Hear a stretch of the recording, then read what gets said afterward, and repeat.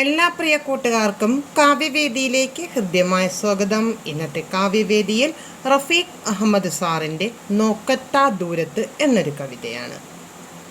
അവൾക്ക് നടക്കണം കൂട്ടരെ, എവിടെ ഞാൻ അവളെ നടത്തേണ്ടു.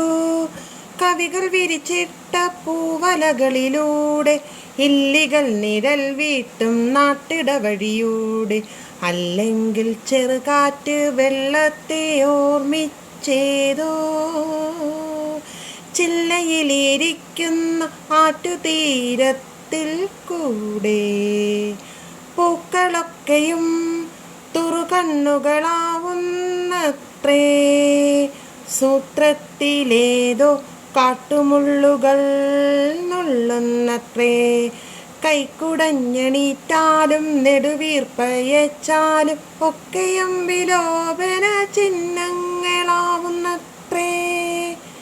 എവിടെ ഇരുത്തണം കൂട്ടരെ ആൾക്കൂട്ടത്തിൻ ചിരികൾ, മഞ്ഞൾ കറ വീട്ടാത്ത വഴിത്തിണ്ടിൽ, ആരോരും കേറാത്തൊരു കാട്ടിലെ മരച്ചോട്ടിൽ, നിബിഡങ്ങളിൽ കൂടിയായിരിക്കും സൂര്യാസക്തി.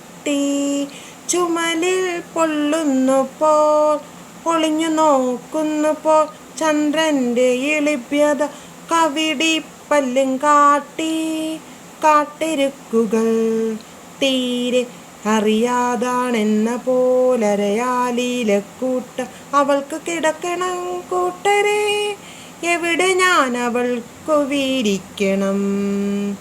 മൺകിടക്കയിൽ ആരും കാണാതെ പുതപ്പിച്ചു പോരുമ്പോൾ പിടഞ്ഞവൾ വരുമോ ആരെങ്കിലും കുഴിമാന്തുവാനിങ്ങും.